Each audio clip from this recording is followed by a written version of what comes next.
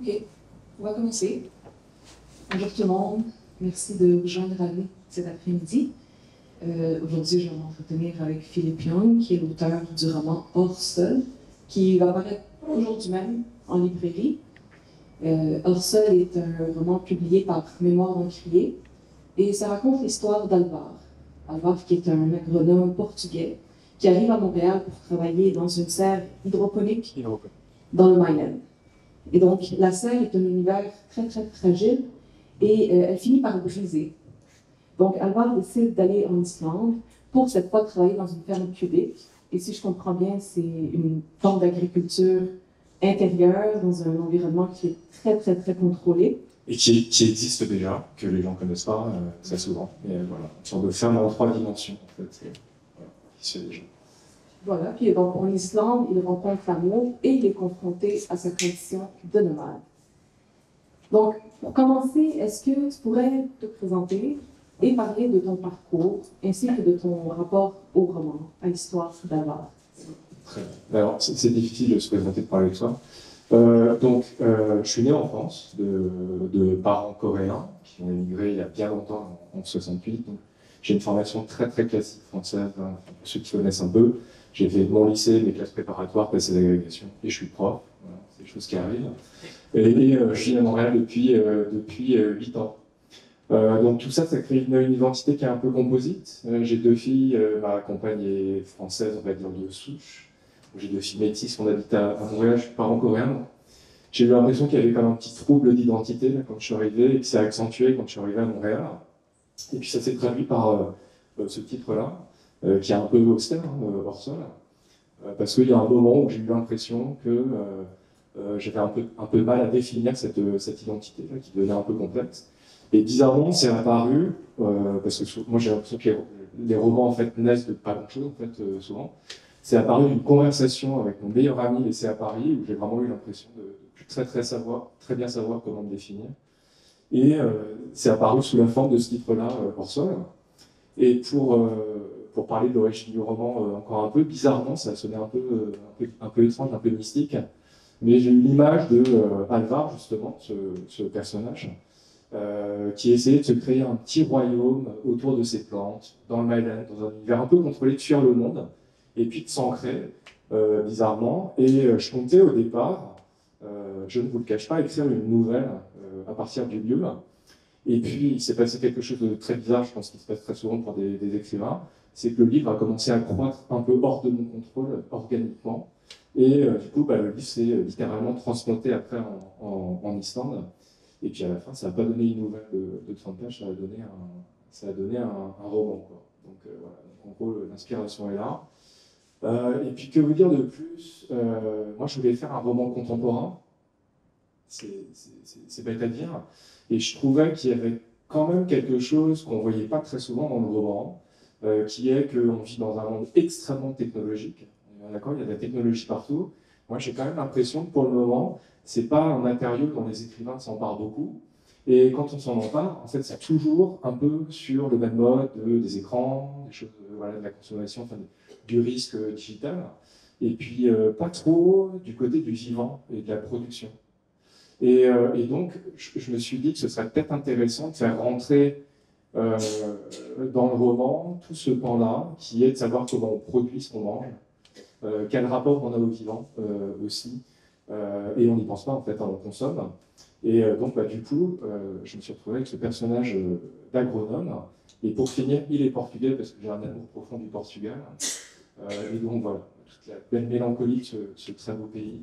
Je voulais aussi que ça infuse un peu. Et puis, de façon très honnête, moi je suis d'origine coréenne.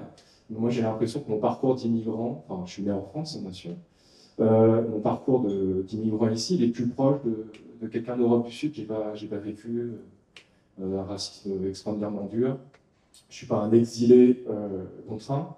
Et donc j'aimais bien l'idée que ces personnages, ça c'est mon éditrice Yara là, qui m'a suggéré ça, ces personnages qui sont un peu des citoyens du premier monde, qui ont beaucoup de privilèges, qui peuvent voyager à travers le monde sur toutes sortes de projets, mais qui perdent peut-être quelque chose, justement, qui perdent une forme d'identité. Donc du coup, voilà. Donc le fil du roman, il s'est construit comme ça. autour de ce parallèle entre des plantes très belles, très standards, dans un environnement très contrôlé, mais aussi très fragile, parce que comme le disait Dalila, j'avais besoin d'un drame quand même à l'intérieur du roman, sinon ça ne marche pas. Et ce personnage qui a un peu leur équivalent humain, en fait, qui peut aller partout, qui peut faire ce qu'il veut, mais qui se déracine sans doute. Hein. C'est pas un vrai exilé au sens tragique du terme, mais c'est quelqu'un qui a laissé, comme ça, au fil de ses études et de ses projets, une part de son identité. Bon, donc tout ça doit vraiment venir de moi, j'imagine. Maintenant que j'en parle, j'ai l'impression que ça sonne très autobiographique, mais en gros, voilà, c'est un peu le point de départ. Ouais.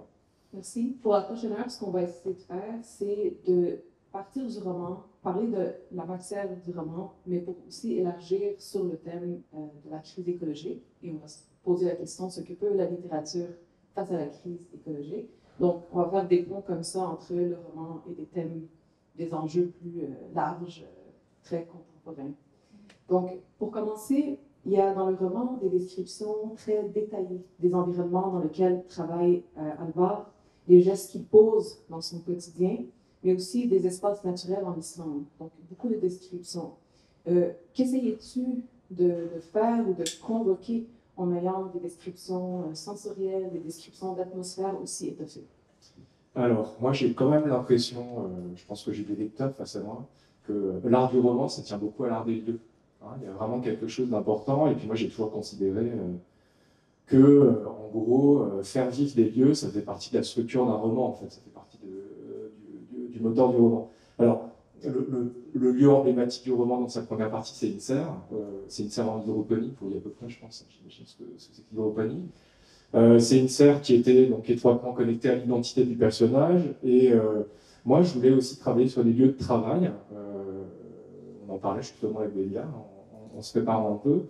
Et puis, je voulais prendre des lieux de travail qui, au départ, sont peut-être un peu froids, là, un peu désincarnés. Enfin, on pourrait se dire une serre en hydroponie, c'est quoi? C'est des tubes en PVC avec des liquides, des nutriments, c'est une lumière contrôlée, c'est une température constante. Mais je voulais montrer qu'à partir de lieux qui sont très contemporains comme ça, on pouvait aussi un peu les sacraliser à travers le geste. Hein. Il y a des gestes très minutieux, il y a un équilibre. Et donc, il y a dans la serre, d'abord et ensuite dans la ferme cubique. Je pense que vous n'avez pas entendu parler de ferme cubique. C'est des drôles de fermes en 3 dimensions où les plantes bougent, montent vers la lumière, où on les nourrit, qui sont très économes en énergie. C'est vraiment l'avenir de la production végétale. Et je trouvais que c'était des sortes de petites cathédrales modernes, enfin, qu'il y avait quelque chose de très sacré dans les lieux. Et je voulais aussi montrer que c'était des lieux, et je pense que, puisqu'on en a parlé en préparant la rencontre, Dalila l'a senti, c'est des lieux où il y a une forme de paix qui naît du fait qu'on fait croître des choses très tranquillement, que ça a besoin d'être propre, silencieux, et pour moi ça avait quelque chose d'un peu, voilà, une sorte de sacralité, mais moderne. Et après, comme j'ai situé la deuxième partie du roman en Islande, j'ai une sorte d'obsession pour l'Islande, j'y suis allé 4 fois, je n'arrive pas à me détacher de ça. Il fallait aussi faire vivre, je ne sais pas si certains connaissent déjà l'Islande, c'est très à la mode, mais il fallait aussi faire vivre, peut-être en contraste avec ces espaces qui étaient très contrôlés, l'espace naturel, en fait, islandais, qui est unique. Hein. C'est la terre en formation, c'est très minéral, c'est très austère et en même temps très flamboyant, c'est des couleurs très étranges. Et donc je voulais aussi confronter mon personnage aux espaces, à l'idée de marcher, à l'idée de parcourir, et puis de se confronter à l'artificialité des lieux dans lesquels il travaillait, mais à travers ça. Donc du coup, il y a quelque chose d'un petit peu, pour un grand apostat comme moi, il y a quelque chose de quasi religieux, je pense, dans les lieux, faire quelque chose, et qui va bien avec le rythme du roman, qui n'est pas un roman rapide. Hein. Ça, c'est une des grandes questions que je me suis posées. Je me suis dit, c'est peut-être un peu lent pour intéresser du monde. Mais donc, du coup, il fallait quand même faire vivre de façon assez intense les lieux. Et puis, j'étais très content quand on a discuté avec Dalila, parce que elle me disait que ça participait du rythme apaisant, je pense, du roman. Et pour moi, ça fait vraiment partie intégrante de tout ça, d'essayer d'écrire au plus près de l'expérience d'un personnage dans un lieu, d'essayer de vous faire comprendre ses gestes, alors que la matière première, à Grenoble, c'est pas très vendeur, hein, comme personnage de roman. J'en ai pas lu beaucoup des personnages de roman. ingénieur en production végétale, si on va tout à fait dire. Et donc j'avais besoin de partager avec les lecteurs potentiels quand j'écrivais, voilà l'idée de faire vivre ces gestes. Alors, il y a quelque chose de l'ordre du geste aussi qui m'intéresse beaucoup. Et donc du coup, ça a donné ces lieux où on voit le personnage travailler, évoluer. On voit aussi quand les lieux sont envahis par d'autres personnes, comment il réagit en fait à cette forme de confrontation alors qu'il voudrait conserver tout ça. Et je voulais faire des sortes de, voilà, on va dire, de lieux sacrés du XXIe siècle, à travers tous ces lieux. Je ne sais pas si ça répond. Oui. Puis, est-ce que ça dit quelque chose aussi de notre déconnexion ou méconnaissance de la nature, de la biodiversité? Moi, j'avais l'impression, en disant ça, que j'étais confrontée à ma propre ignorance de la biodiversité. Je ne connais pas les termes, le jargon et tout ça. Donc, j'ai l'impression qu'il y a aussi une allégorie de cet art qui se perd. Donc, je ne sais pas s'il y avait quelque chose là-dedans qui était intentionnel. Alors, l'agronome, c'est un personnage qui est intéressant parce que c'est un personnage qui a dû forcément étudier le vivant sous forme naturelle. En fait, à travers ses études, il a étudié, il y a un petit chapitre sur l'architecture des arbres. J'aime bien l'idée d'architecture naturelle. Et en même temps, c'est quelqu'un qui va rentrer dans une logique productiviste et qui a besoin d'un standard, en fait, et puis de plantes qui sont tellement parfaites qu'elles deviennent presque artificielles. Moi, j'aimais bien l'ambiguïté. Ce personnage qui connaît la nature, qui est ça, en fait, qui herborise. Voilà, c'est quelqu'un qui aime bien se promener, qui aime bien classer. Il a un petit côté rousseauiste. Je suis désolé parce que je suis fan de Rousseau. Mais, et en même temps, il est responsable d'une économie. Et donc, il est vraiment à la confluence de tout ça. Et lui, il est confronté à ça. Il est confronté à l'artificialité de ce qu'il produit. En même temps, ça se consomme, hein, ça se mange. Hein. Il y a un moment dans le roman où on lui demande de goûter ce qu'il produit. Et puis, il doit réfléchir un petit peu. Il doit se demander si ces plantes sont encore des plantes, si ces plantes ont encore une saveur ou un goût, ou si finalement les plantes n'ont pas besoin de souffrir un petit peu aussi pour avoir une identité un peu plus forte. Et donc, du coup, voilà, ce personnage qui est un peu au croisement de toutes ces problématiques-là. Et question très simple, je me disais, est-ce qu'on regarde encore, est-ce qu'on sait encore ce qu'on mange? Est-ce qu'on regarde encore vraiment ce qu'on mange, ou est-ce qu'on n'est pas sensible plus à l'esthétique, hein? Il y a toute une esthétique, hein, de ce qu'on a dans l'assiette. Et j'ai l'impression qu'on perd un petit peu ça, qu'on virtualise tout ça, alors que fondamentalement, c'est le vivant en fait, hein, c'est la relation au vivant qu'on est en train de modifier. Oui, puis pour Alvar, cette proximité qu'il y a avec la nature, tu l'évoques un peu, n'est pas en contradiction avec l'avancement technologique. Ça, j'ai l'impression qu'aujourd'hui, quand on parle de l'avancement technologique, il y a des camps un peu délimités. D'un côté, il y a les gens qui vont dire c'est la technologie qui va nous sauver du désastre climatique. Et il y en a d'autres qui vont dire non, c'est précisément la technologie qui a précipité le désastre et elle va continuer à le faire. Donc, il y a comme c'est une question très délicate, pleine d'ambiguïté, de paradoxes. Et dans le roman, ce paradoxe-là est assumé. Qu'est-ce que tu peux me dire là-dessus? Oui, alors évidemment, je n'ai pas de discours préétabli ou de solution miracle ou quoi que ce soit, mais les pendances que tu dis sont assez simples. C'est que les modes de production que je décris. Alors l'hydroponie, c'est presque déjà dépassé en fait. On ne se rend pas compte, mais il y a des sortes de révolutions agriculturelles. J'ai aucune formation je me suis renseigné. Il faut faire ça quand on écrit un livre. Mais c'est un peu dépassé par ce modèle de ferme qui permet, en gros, pour vous donner peut-être une petite idée, si je cultive des laitues en plein champ, on va peut-être pas passer 15 minutes sur les laitues, mais bon, je vais peut-être faire quelque chose comme 20 ou 30 pieds à l'année au mètre carré. Et puis les modèles que je décris, c'est des modèles qui permettent de multiplier ça par des facteurs de 100 ou 200. C'est-à-dire qu'en gros, sur la même surface, on peut produire beaucoup plus. Donc dans l'absolu, c'est une solution. Ça consomme très peu d'eau. Ça peut se faire n'importe où, dans un vieux garage, dans un entrepôt. Il faut juste contrôler un peu l'environnement. Et donc ça incarne une forme d'espoir technologique, quand même. Après, qu'est-ce qu'on sacrifie? C'est la grande question. Est-ce qu'on ne sacrifie pas quelque chose? Est-ce que c'est quelque chose qui a le même goût? Par exemple, pour écrire le roman, je me suis renseigné sur le goût des fraises, qui est un des grands problèmes des agronomes. Et en France, par exemple, à l'INRA, ils ont essayé, et ils l'ont très bien fait, de reproduire le goût des fraises des bois. Donc, plutôt qu'à les cueillir et chercher les fraises des bois et être soumis aux aléas, en fait, on va vous mettre dans l'assiette sous la forme d'un produit qui est commercialisable. Donc là, on arrive à quelque chose de très étrange où on a de fait des choses qui sont consommables, qui peuvent nourrir la planète, mais qui, je reviens un peu au personnage, perdent une partie de leur identité, de leur saveur, qui sont vraiment qui sont de purs produits technologiques, mais de la technologie appliquée au vivant. Donc voilà. J'ai pas de discours, je ne sais pas si c'est bien.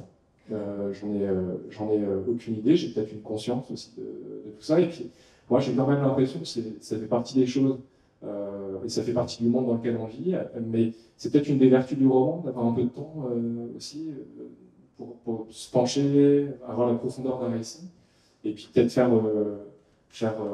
faire apparaître pour les lecteurs ou pour les lectrices des choses qui sont sous-jacentes là dans notre monde et dont on n'a pas vraiment conscience. J'ai l'impression que tout ça est en marche et que j'aime bien le travail de recherche pour le roman et que une des idées c'était de montrer que l'utopie est déjà là, que demain est déjà là avec toutes ces ambiguïtés, avec ce que ça peut apporter de très beau au sens esthétique du terme, parce que je pense qu'il y a une esthétique de ces lieux-là, et aussi il y a une forme de mélancolie dans tout ça, parce que la fraise qui pousse dans les bois, c'est bien aussi. La vigne qui souffre un peu pour faire du bon vin, c'est bien. Et est-ce qu'on n'est pas en train de perdre une forme de complexité dans le rapport au vivant en le réduisant à son produit? Je sais pas si... Oui, merci.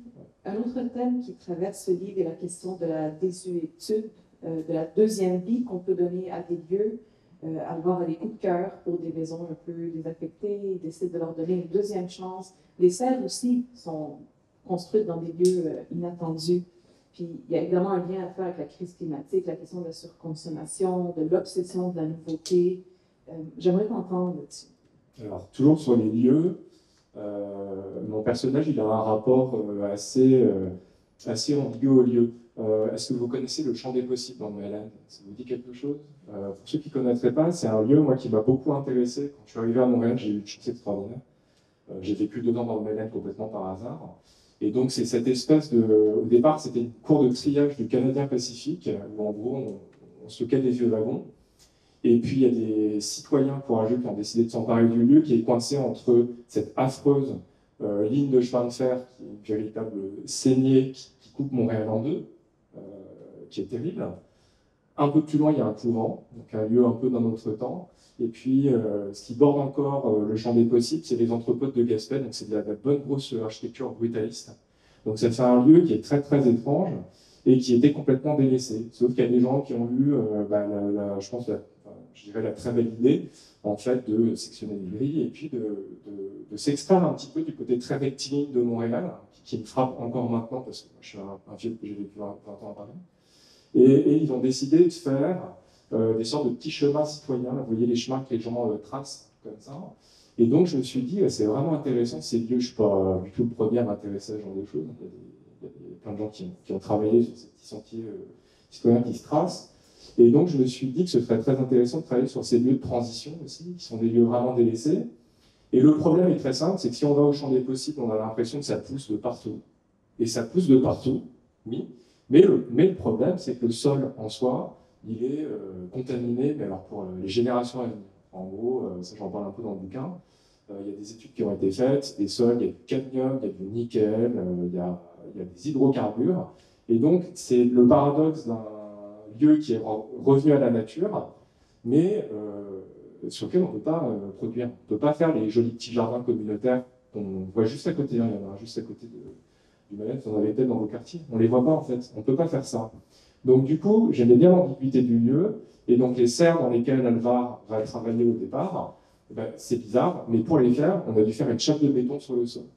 Et on a dû cultiver hors sol, justement, dans un lieu qui bizarrement, lui, est revenu à la nature, mais il y a une sorte de menace souterraine, comme ça, qui fera qu'on ne pourra jamais, ou pratiquement jamais, je ne sais pas combien de temps ça prendrait, cultiver vraiment ces sols. Donc lieu très ambigu. Après, Alvar, il arrive avec sa mémoire de vieux portugais du continent, il s'est exilé en France, il importe une partie de sa vie par container, en fait, partout où il va, et puis il essaie de créer un lieu un peu neuf à Montréal, tout en conservant une forme de mémoire. Il choisit un lieu un peu austère, il choisit un vieux bachelor en sous-sol au bout d'une ligne de métro, et il décide de créer un lieu où il apporte il apporte des objets de sa vie parisienne. Il veut garder des petites couches, hein, vous savez, quand on rénove un appartement, je sais pas, j'aime bien laisser un petit endroit, un vieux fauteuil ou une petite trace d'un vieux papier peint, quoi, des petites traces mémorielles dans les lieux, un peu comme quand on annote un livre, ce genre de choses. Et lui, il est dans cette logique-là. Donc moi j'aime bien le personnage parce qu'il est, pour revenir à l'idée des lieux, il est toujours dans des lieux un peu hybrides, qui sont des lieux à la fois désincarnés, parce que une scène c'est un peu austère, et puis aussi des lieux dans lesquels il aimerait bien avoir une forme de mémoire. Au début du livre, je ne veux pas tout dévoiler, mais il se sent tellement bien dans cette serre qu'il ne veut pas rentrer dans son appartement, il veut dormir là. Il veut dormir dans cette petite jungle, jusqu'à ce que son patron s'en rende compte, et il lui dise qu'il ne peut pas dormir sur son lieu de travail. C'est triste, hein, d'ailleurs, et il est obligé de l'abandonner. Donc, oui, donc pour les lieux, il y avait vraiment l'idée de faire des lieux vraiment hybrides, qu'on ne voit pas trop dans le roman non plus. C'est peut-être moi qui ne lis pas assez, en tout cas je ne les avais pas vus. Et donc on n'a que des lieux un peu composites comme ça, qui ont vraiment une identité un peu complexe. Donc la serre, mais que lui voit un petit peu comme sa maison, et le lieu dans lequel il doit vivre, comme un lieu de vie. Après, son appartement, il travaille, il essaie de recréer des lumières, en fait, il fait tout un petit système. La ferme cubique qui est en fait installée dans une ancienne pêcherie en Islande, en gros, dans un lieu que j'ai imaginé, j'ai un peu fictionné l'idée d'Islande. J'ai créé mon petit fjord, parce que je ne voulais pas faire un lieu réel. J'ai inventé tout ça, d'ailleurs. Je ne suis pas sûr que mon islandais soit très rigoureux. Désolé pour les Islandais qui diraient. Et donc, voilà, donc là, il est dans une autre logique qui est la logique de qu'est-ce qu'on fait d'un lieu qui est en train de mourir, parce que l'économie qui dirigeait ça est en train de mourir, justement, là, pour le coup, à cause du changement climatique. Il arrive dans un lieu où il y a une pêcherie qui dépendait de la morue, qui a fait la fortune de l'Islande. Il y a de très beaux livres qui ont été écrits, qui s'appellent Morue d'Islande. La morue ne vient plus à cause du changement climatique et les espèces changent. Et donc, qu'est-ce qu'on fait? Est-ce qu'on laisse en gros toute une communauté mourir? Ou est-ce que c'est pas là que la technologie peut être vertueuse quand il y a des jeunes agronomes islandais qui décident de reconvertir le lieu et d'en faire une sorte de projet pilote et de produire dans ceux qui étaient destinés à être au mieux une petite trace patrimoniale et puis au pire à vraiment complètement dépérir et disparaître. Donc dans le roman, il y a tous ces lieux-là, en fait, qui sont pour moi des lieux extrêmement contemporains parce qu'ils questionnent notre lien au patrimoine. Qui est une vraie problématique au Québec. Je ne sais pas si vous voyez comme moi, il y a eu un très très bel essai qui s'appelle L'habitude des rues de Marie-Hélène Voyer, une écriture magnifique chez Lux, éditeur, qui n'est pas mon éditeur, il faut le dire, et qui questionne ce rapport-là, et qui se demande si on ne pourrait pas faire autre chose que détruire les lieux ou faussement les reconvertir. Donc là, moi j'avais l'impression qu'il y avait une troisième voie très intéressante, et que ouais, donc pour moi, ce sont des lieux qui structurent vraiment le propos du roman aussi, qui ne sont pas simplement des décors. Je déteste le décor dans le roman, en général, quand je lis.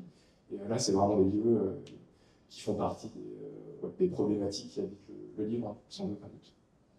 Et qu'est-ce que tu pourrais nous dire sur la question de la nomadité, de l'arrachement, des déplacements, qu'ils soient choisis ou forcés?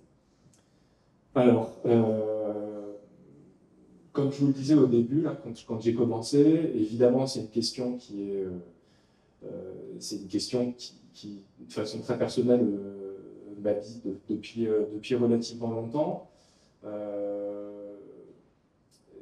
Moi, mes parents ont émigré en 68 et ont fait, je pense, partie de cette génération. Il n'y avait pas beaucoup de Coréens en 68, mais ils sont restés. Et en fait, ils ont, quelque part, j'ai l'impression, essayé d'effacer le plus possible leur identité en fait, d'immigrants. Et ils ont adopté un mode de vie, bourgeois français.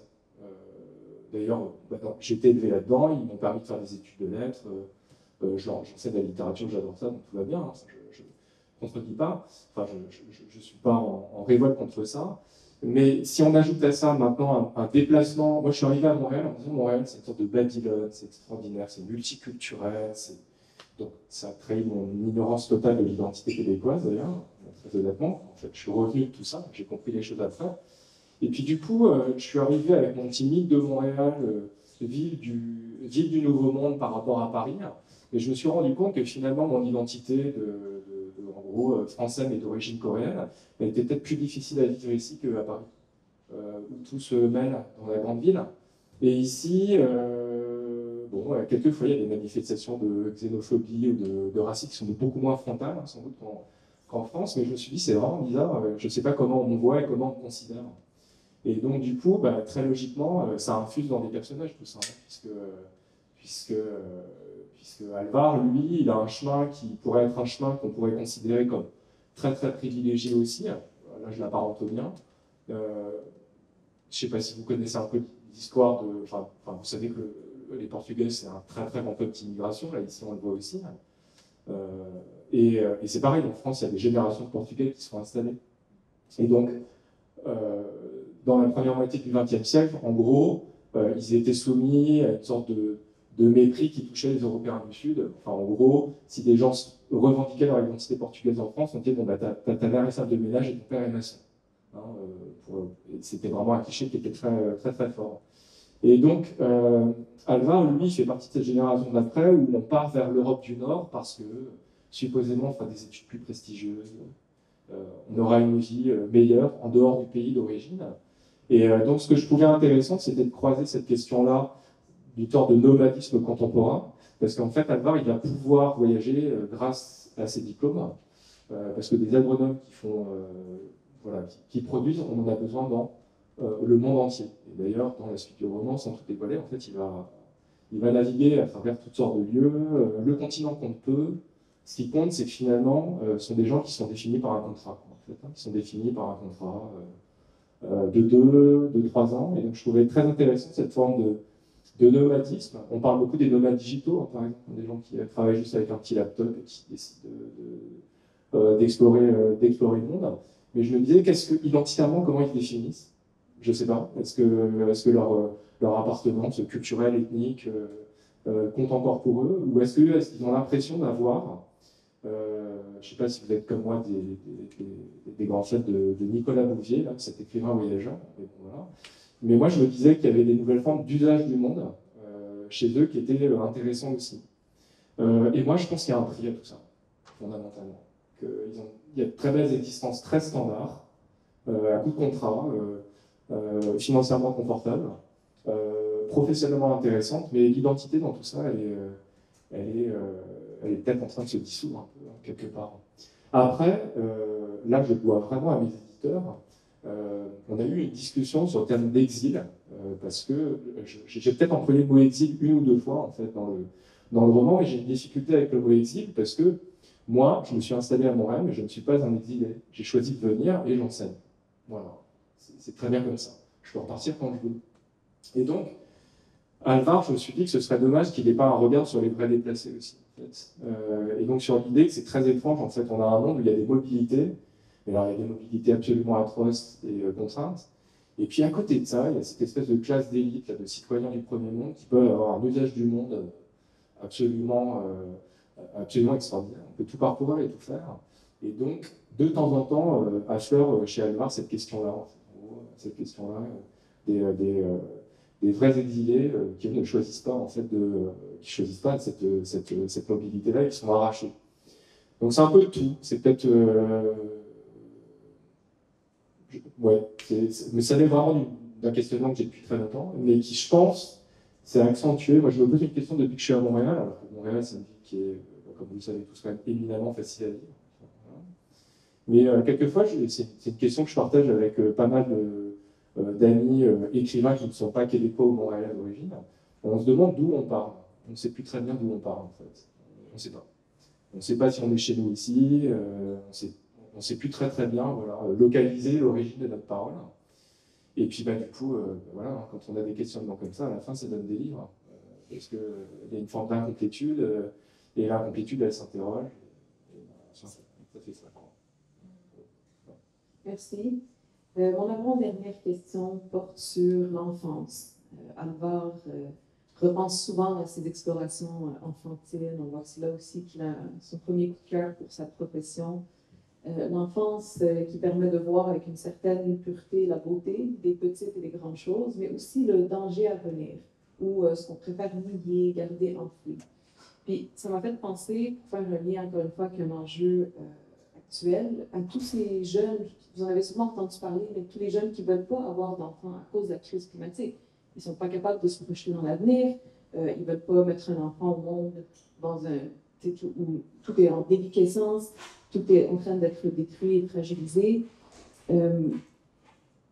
Ce que nous dit le roman sur l'enfance et la crise écologique, moi j'ai trouvé ça, je ne vais pas employer un cliché, mais porteur d'espoir. Est-ce que tu pourrais élaborer sur la question de l'enfance? Alors, la question de l'enfance, je ne suis pas nostalgique de l'enfance, je pense pas qu'il y ait une forme de nostalgie, mais pour rebondir sur ce que tu disais là, je pense que pour un romancier, c'est intéressant il y a un sujet intéressant qui est la pureté du souvenir quand on est enfant, et puis retranscrire cette sorte de pureté du souvenir qui est très, très fondatrice. Et donc évidemment, pour faire exister un personnage, je pense que c'est très très important de se replonger en fait dans ses premiers éblouissements. Et donc il y a une forme de beauté comme ça d'enfance. Bon, après, voilà, j'ai des enfants aussi. C'est cette belle mémoire qui se construit et cette espèce d'immédiateté de l'expérience pour les enfants, c'est quelque chose qui m'a toujours frappé et fasciné. Et évidemment, pour un écrivain, je pense que c'est un très très beau sujet, c'est assez ténu, c'est assez délicat. Et donc c'est vrai qu'il y a plusieurs moments en fait, dans le roman où des enfants interviennent, que ce soit Alvar enfant, où en effet peut-être que l'origine de sa vocation, elle vient d'une rencontre avec un Dagnan, avec un arbre géant dans un jardin botanique à Lisbonne. Le Dagnan existe, il est précis. Et puis il y a aussi un moment où, dans son petit royaume de la serre, qu'il voudrait protéger de toutes les agressions médiatiques et de toutes les récupérations, il y a une classe d'enfants en fait, qui vient visiter et il s'émerveille un petit peu de cette pureté de regard en fait.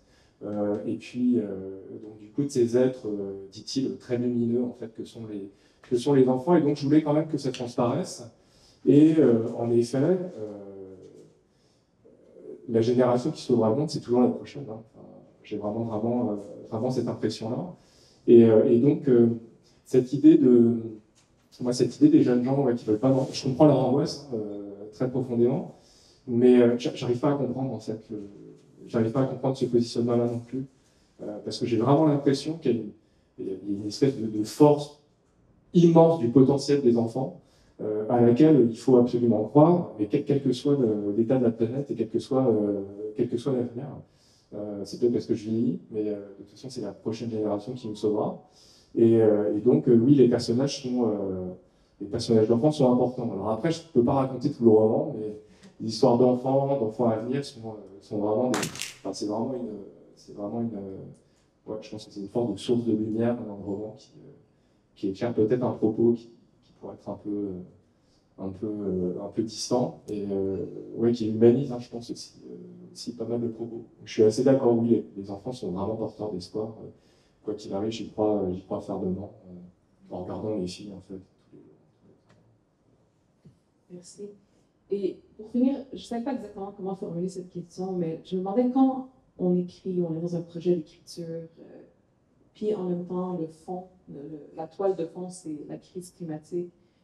Comment on se projette, puis comment on réfléchit à la question de la postérité, parce que c'est important en littérature, on s'imagine que les gens vont nous lire dans 50, 60 ans, puis on dirait que l'horizon se réduit de plus en plus. Alors ça, c'est pas des questions que je me suis posées du tout. En fait, non, mais c'est vrai. Mais comment dire, le temps de l'écriture pour celui-là, parce que en fait, j'en ai fini un autre depuis. Mais le temps de l'écriture pour celui-là, pour moi, c'était une sorte de parenthèse enchantée. Et puis, je vais dire ça de façon très égocentrique, mais bon, parce que les auteurs sont des monstres d'égocentrisme par moment, quoi qu'il arrive, on ne peut pas y échapper. Mais moi, j'ai vraiment eu l'impression que c'était un dialogue de moi à moi. Voilà, j'avais l'impression, alors un peu comme mon personnage, mais on m'a dit qu'il était peut-être atteint d'une forme d'autisme. Je ne vais peut-être pas trop jouer avec des termes comme ça, mais pour moi, ça a été une sorte de parenthèse enchantée d'1 an et demi ou à peu près. J'étais dans ma petite serre, dans mon petit royaume la nuit. Et après, en fait, je vais botter en touche, mais quand on est prof de littérature, c'est bien, on a toujours une petite citation en fait sous la main. Mais ce très cher André Gide, il disait pour atteindre à l'universel, pour atteindre au général, il faut passer par et à travers le particulier. Et je parle souvent de ça avec mes étudiants, parce que je pense que c'est une vraie vérité. C'est-à-dire qu'en gros, ce qui va atteindre une forme d'universalité, là, c'est toute proportion gardée, là, on s'entend, mais l'universalité, elle va commencer avec la première personne qui va le dire, enfin, les premières personnes qui l'ont lu. Moi, je pense qu'il faut une expérience qui est vraiment de l'ordre de l'intime, et si elle est vraiment de l'ordre de l'intime, et qu'on la construit, ben, voilà, ce qui va se passer, c'est que le pas, et à travers, va se matérialiser, et là, l'expérience va devenir peut-être universelle. Donc, pour la question de la postérité, je ne sais pas, mais la question de l'idée que le propos pouvait passer, ben moi je me suis dit que ce que je pouvais faire de mieux, ce serait d'accompagner mes lecteurs et mes lectrices en écrivant au plus près de l'expérience intime de quelqu'un. Puis là, je vais commencer un afro-terme philosophique, mais essayer de faire un tour de phénoménologie de ce que c'était. Quand un personnage perçoit, quel est son rapport au monde, parce que moi je pense qu'au final, ce qu'on retient d'un roman, à part quelques scènes, si on en retient quelque chose, c'est le rapport au monde de quelqu'un qui informe le nôtre, qui n'est pas exactement le nôtre, mais qu'on comprend. Donc s'il y a encore un intérêt à cette forme très contestée qu'est le roman, elle est peut-être là. En fait. L'expérience, elle est peut-être fondamentale, elle est peut-être là, en fait, que très bizarrement, il y a quelqu'un qui va lire le livre dans son salon. Il y aura une forme de communication qui va s'établir à travers quelque chose qui, pour moi, était au départ éminemment personnel. Alors après, je pense que, bon, après, je sais pas moi, mais j'ai l'impression que écrire des livres, c'est être obsessionnel, de toute façon, quoi qu'il arrive. Et donc, comme j'ai une obsession fondamentale de l'actualité, j'ai vraiment besoin de savoir à peu près tout ce qui se passe sur la planète, j'ai l'impression qu'un des rôles de l'écrivain, ça peut être peut-être une espèce de passeur de tout ça, parce qu'à lire, j'en consomme beaucoup trop de l'actualité. Je devrais arrêter un peu de temps en temps. Mais j'ai l'impression que de temps en temps, je vois apparaître des courants, je vois apparaître des tendances, ou des choses comme ça, et qui pour moi ont un potentiel romanesque absolument fabuleux, et que je n'ai pas très souvent l'occasion de rencontrer quand je lis. Et donc je me suis dit, bon ben voilà ma petite place dans ce système-là, c'est peut-être justement de s'intéresser à ça. Alors après c'est autre chose, mais peut-être pour finir là-dessus, en fait dans mon deuxième livre là, que j'ai fini, je parle de GPS, je parle d'électrosensibilité magnétique et d'un syndrome dont le nom m'échappe, mais vous avez peut-être entendu parler, qui touche des migrants, justement, qui s'endorment pendant 1 ou 2 ans suite à des chocs. J'ai plus le nom du syndrome en tête, je sais pas si quelqu'un peut m'aider. Mais donc voilà, et ça, pour le coup, c'est pas des sujets que j'ai rencontrés dans mes lectures, et je me dis c'est dommage, parce qu'il y a tout le tragique du monde, en fait, dans des choses qui sont ultra contemporaines. Et donc, du coup, je me dis, bon, voilà, il y a peut-être des choses à écrire en fait, sur ces sujets-là. Merci Philippe pour ces Merci beaucoup. réponses très généreuses. Merci à toi. Pour le temps restant, je propose qu'on échange avec le public, s'il y a des questions, des commentaires, des réflexions. D'ailleurs, je ne sais pas qui a l'heure. Oui, c'est vrai. 10h42. Ah, il a été très discipliné, c'est bien. Est-ce que quelqu'un avait des questions à poser ou voulait partager une réflexion sur le thème? Oui? Bonjour, merci. Je me pose un questionnement qui n'est pas une critique, en tous les cas. Si j'ai bien compris, votre prochain roman, il n'est pas spécialement axé sur l'écologie. Non. Et du coup, je me demande si la littérature, via les romans et non pas les romans de recherche, d'études qui sortent aujourd'hui sur la problématique écologique, est-ce que ça a vraiment un impact sur les lecteurs ou est-ce que c'est un effet de mode, donc sans être péjoratif, mais de la part des auteurs aussi, parce qu'on en voit quand même des ouvrages écologiques qui sortent et qui sont un parmi d'autres, que ce soit sur le marché ou dans la littérature des auteurs. Et est-ce que c'est pas un effet de mode qui vise juste à divertir ou à essayer de faire prendre conscience, mais bon, je suis un peu sceptique sur le sujet, mais je voudrais avoir votre avis. Je ne pense pas que ce soit le roman qui soit vraiment vecteur d'un changement de mentalité. Je partage vos doutes. Et pour être tout à fait franc, pour moi, un roman, c'est avant tout un objet esthétique. C'est une expérience esthétique. En dehors de tout ce que j'ai pu dire là, pendant notre échange, mon but premier, c'était j'essaie de trouver une façon pas trop bête de le dire, mais c'était de trouver une écriture qui irait parfaitement en fait, avec l'univers de ce roman. Et ça, c'est vrai qu'on n'en a pas parlé, mais il y a peut-être une esthétique. Alors après, l'esthétique du roman, oui, c'est pas un moyen d'action direct. Ça n'a pas l'impact d'un journal. Ça n'a pas l'impact de militant, d'être belle militante. C'est un mode d'action qui est différent. Sur l'impact réel, je suis incapable de me prononcer, là-dessus.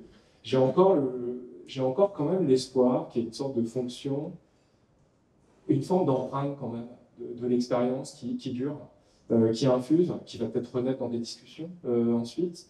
Et après, peut-être aussi, avec un peu de recul, l'idée que, qu'il y a quand même une empreinte du roman, c'est-à-dire l'idée que le roman aurait réussi à minima à dire les problématiques de l'époque. Mais vos doutes, je les partage entièrement, je suis entièrement d'accord. Après, je vais relativiser un peu ce que je vous ai dit sur le deuxième. En fait, il parle aussi finalement d'environnement et d'écologie, parce qu'il parle de ces gens dont vous avez peut-être entendu parler, qui ont ce problème d'électrosensibilité magnétique. Je ne sais pas si vous voyez, enfin, des gens qui ne peuvent pas vivre à côté d'un wifi ou d'une tour de téléphonie, et qui deviennent des exilés, en fait, qui recherchent ce qu'on appelle des zones blanches aux États-Unis, et qui, du coup, se retrouvent qui fuient, en fait, littéralement, les maux de la civilisation moderne. Et donc, encore, là, je retombe sur mes dadas, un produit de la technologie moderne, et qui rend, en fait, bizarrement, nos lieux, comme ça, nos villes, inhabitables pour certains. Mais après, je suis entièrement d'accord avec vous. On peut considérer que, je ne sais pas, avoir une conscience écologique au quotidien, c'est plus important qu'écrire un livre. Vos doutes, je les partage entièrement. Je n'ai pas l'impression que le roman soit la panacée. Je m'interroge beaucoup sur la pérennité du roman. C'est évidemment. C'est aussi enfin, je pense que le principal problème que j'y vois, c'est un effet sur un ouvrage. C'est-à-dire qu'on a beaucoup d'auteurs aujourd'hui qui se consacrent au féminisme et qui consacrent leur œuvre intégrale.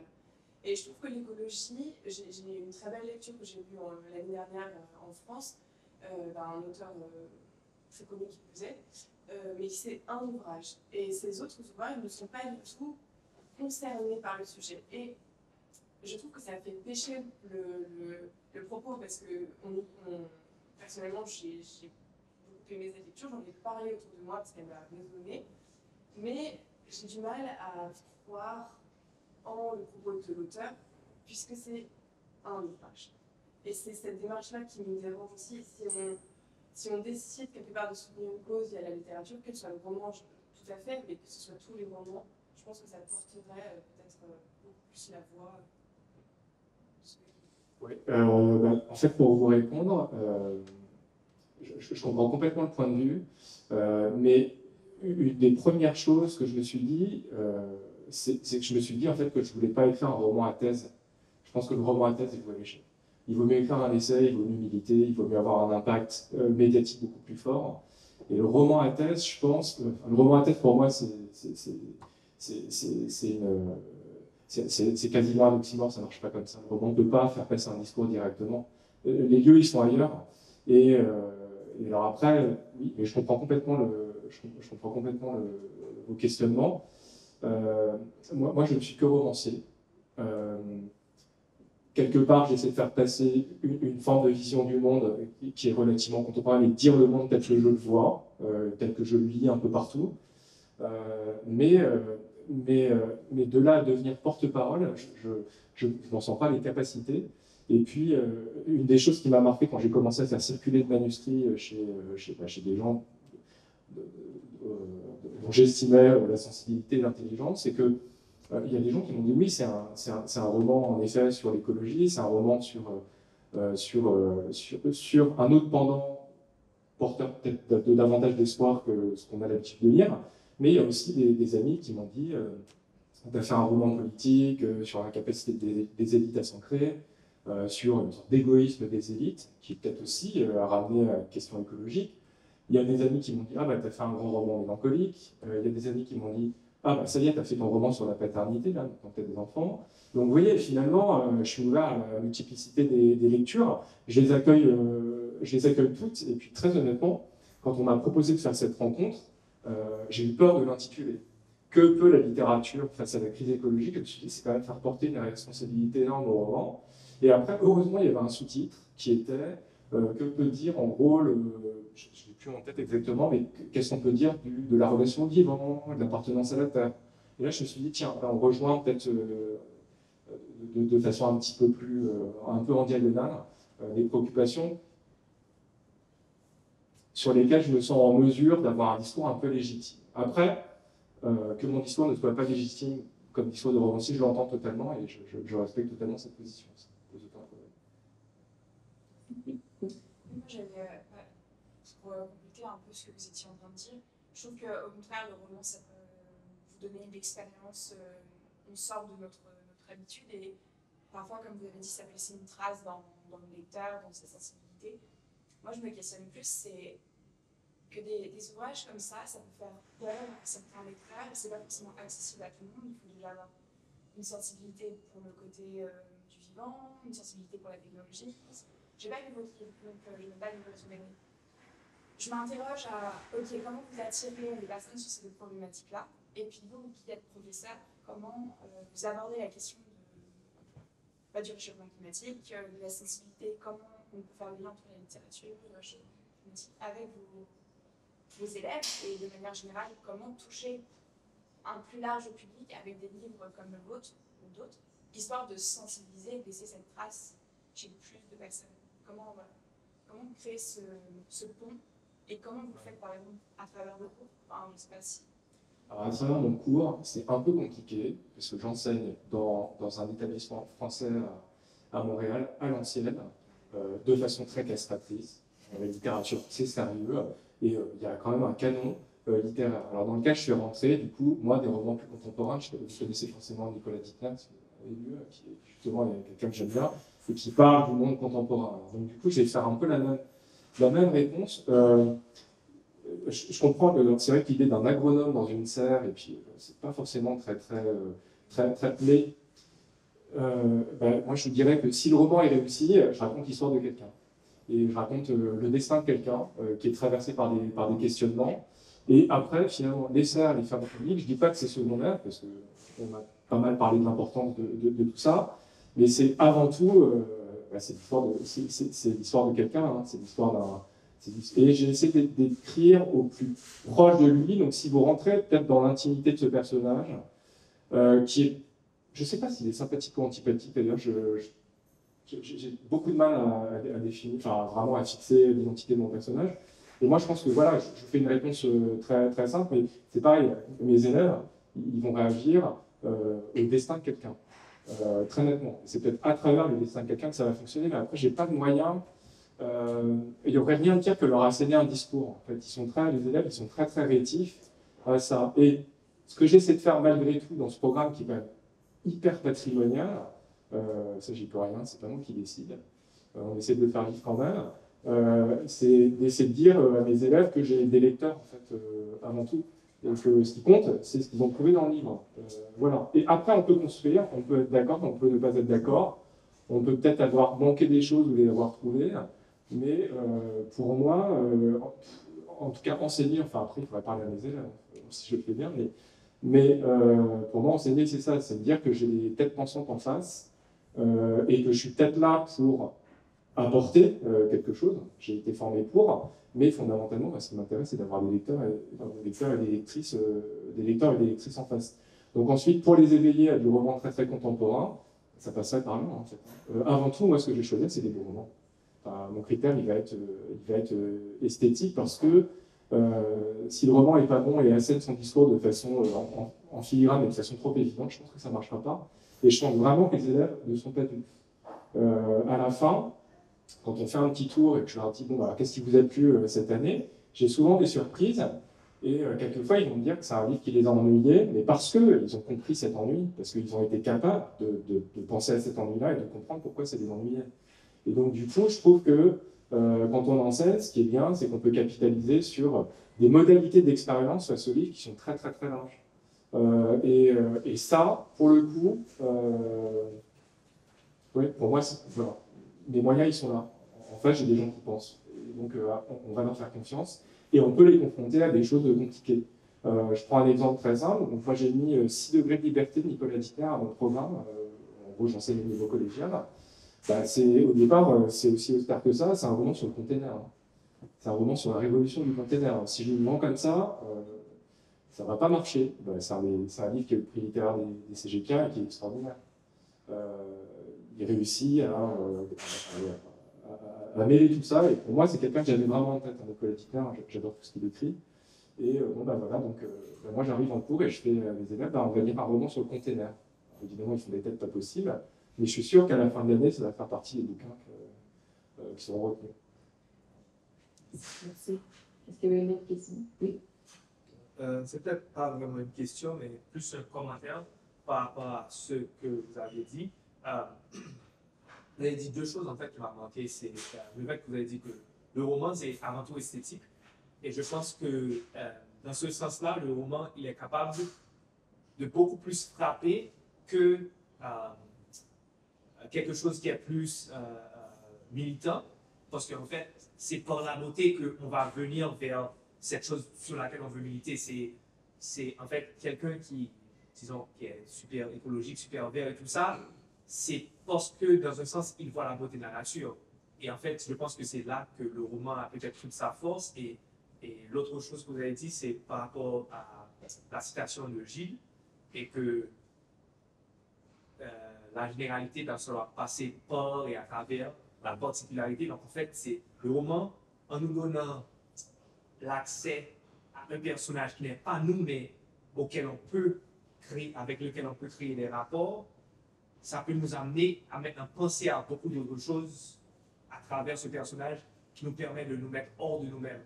Donc, je suis totalement d'accord. Moi, j'ai l'impression que le roman, c'est quand même c'est une porte d'entrée vers une autre conscience aussi. En fait. Au mieux du mieux. Les personnages qui nous embarquent, ils existent, ils ont une existence. C'est étrange, qui se rappellent à nous de temps en temps. Et je pense que vraiment, les choses passent par là. Et donc, du coup, je dis que je doute du roman, mais c'est encore une forme, je trouve, qui est une forme de puissance, qui est au-delà de... La parole directe, c'est très bien. Le journalisme, y compris le journalisme d'enquête, c'est très bien. Il y a peut-être quand même encore cette troisième voie, cette forme-là, qui va passer, oui, notamment par l'émotion esthétique. C'est pour ça qu'en fait, il y a eu un moment absolument terrible. C'est le moment où j'ai eu le bouquin et j'ai été forcé de le relire. Et je me suis dit, mince, est-ce que l'écriture me satisfera encore? En fait, j'ai eu un petit moment de panique, quoi. Et je me dis que oui, en effet, révéler la beauté des choses par la beauté des pages, c'est encore un chemin qui fonctionne. Enfin, ça va fonctionner pour vous, je suis ravi. J'ai encore de l'avenir, il y a encore des lecteurs et des lectrices de romans, peut-être. Moi, j'espère que c'est un bon objet, en fait. C'est très répondre. Je sais pas qui. Oui. Je voulais rebondir sur la question écologique, on l'a abordée depuis tout à l'heure comme une intention d'impact dans les questions. Puis il y avait l'année dernière, ce très bel essai de Gaston Page, Le loup et le musulman, qui est sorti dans son introduction. Il explique que la question écologique n'est pas une question parmi d'autres, elle a un contexte absolu. En fait, la simple production d'un discours dans le contexte écologique contemporain impose de parler d'écologie. Mais de la même manière, je m'a beaucoup frappé déjà comme réflexion. Et après, au-delà de ça, je pense que c'est une réflexion qui s'étend à d'autres problématiques. C'est-à-dire que je ne pense pas qu'on doive poser la question d'une identité postcoloniale. C'est que c'est un contexte dans lequel la production d'un discours, que ce soit en roman, en essai ou dans toute forme d'art, est nécessaire. Pareil pour la question du féminisme, ce n'est pas une question qu'on adresse. C'est que ne pas l'adresser est une inconséquence et la production d'un discours qui est vide de sens dans le contexte actuel. C'est comme une réflexion peut-être que ça pour revenir à l'écologie. Est-ce que vraiment vous parlez d'écologie ou c'est simplement vous produisez un discours dans un contexte où ne pas parler d'écologie, c'est ne pas parler de... Je vais répondre de façon très simple. Donc, je disais que je voulais écrire un roman très contemporain. En gros, j'aurais pu choisir de faire un roman historique, voilà, en costume. Je pense que je ne le ferai pas. Mais, et donc, du coup, je suis complètement d'accord. En fait. Indirectement, qui dit roman contemporain dit crise climatique, dit enjeu aussi. Enfin, tous les grands enjeux d'équilibre nord-sud. discours postcolonial, enfin, j'ai l'impression que le discours, en fait, il naît de lui-même, sinon le roman n'est pas contemporain. Toutes ces problématiques, elles infusent tellement tous les discours là, qu'on reçoit, que, indirectement, par un biais, ce serait très étrange de se mettre dans une bulle et de s'isoler du monde quand on veut, entre guillemets, là, toute proportion gardée, dire le monde tel qu'il est maintenant. Donc oui, moi j'ai l'impression que l'écologie, ou tous ces discours-là qui s'imposent de façon très très légitime, en fait, ils s'imposent même au romancier qui veut écrire sur le monde d'aujourd'hui. Je suis complètement d'accord. Sans écrire directement sur, on écrit sur. On écrit sur ça. On peut pas l'éviter, et puis on veut pas l'éviter non plus. J'ai l'impression quand même. On veut se confronter à ça. Ouais. C'est des parties d'une sorte d'éthique du réel, quand même, à laquelle je suis assez sensible. Notamment quand je recherche, j'essaie de faire des recherches qui sont assez solides, pas raconter n'importe quoi. Et c'est pareil aussi. En gros, oui, l'écologie, elle infuse absolument tout. Donc elle est arrivée dans ce moment, certainement. Je sais pas si Malva a formulé mon commentaire question comme il faut, mais je rejoins les deux commentaires précédents. Parce qu'on parle d'esthétique du roman. Et là, le mot éthique vient après, parce que je trouve que c'est facile. Évidemment qu'un roman, c'est une expérience esthétique, on ne peut pas évacuer la question éthique. Puis je ne pense pas nécessairement que parce que c'est le contexte du réel en ce moment, ça va infuser réellement dans le texte. Puis vous parlez de phénoménologie, de rapport au monde, puis de sensibilité au monde. Je pense que ça prend un engagement de l'écrivain dans le réel, pas dans son travail, pour transformer sa sensibilité, sa perception au monde, et que ça soit donné comme expérience esthétique ensuite dans le roman. Par exemple, je ne veux pas juste écrire un roman sur le féminisme pour parler du féminisme, c'est un travail constant vers cet horizon-là, dans la manière que l'écologie me semble doit être un travail comme ça constant et qui va infuser esthétiquement dans la perception sensible du monde, ce qui ferait qu'un roman qui ne touche pas du tout la question, qui parle d'autre chose complètement, aurait quand même cette phénoménologie-là, ce rapport au monde infusé. C'est comme ça que je le perçois, donc la question éthique est indissociable de l'esthétique. Je ne sais pas quoi dire à part dire que je suis d'accord avec vous. Non, je suis d'accord. Je suis d'accord aussi pour non, en fait, je ne peux que dire que je suis d'accord. Enfin, pour moi, éthique et esthétique ne sont pas des pôles, sont pas des pôles opposés. Je vais dire des choses peut-être un peu à l'ancienne, mais en fait, Dalila, quand on s'est parlé pour préparer, m'a demandé peut-être si j'avais une formation technique là, en agronomie et tout ça. Non, donc je me suis vraiment renseigné. J'ai l'impression qu'il y a une, voilà, je me répète, hein, il y a une vraie éthique du réel à avoir et qui, du coup, en fait, qui n'est pas détaché de l'esthétique, parce que l'esthétique sonnera faux. Il y aura quelque chose qui ne fonctionnera pas hein, si on n'est pas traversé, alors peut-être pas habité totalement comme quelqu'un qui militerait, qui créerait tout le temps, mais traversé par ces questions-là. J'ai l'impression que tout se rejoint à la fin. Je ne peux que dire mon accord total. Je suis désolé, c'est pas très productif. Merci beaucoup, merci Philippe, merci pour vos questions. Merci. Merci.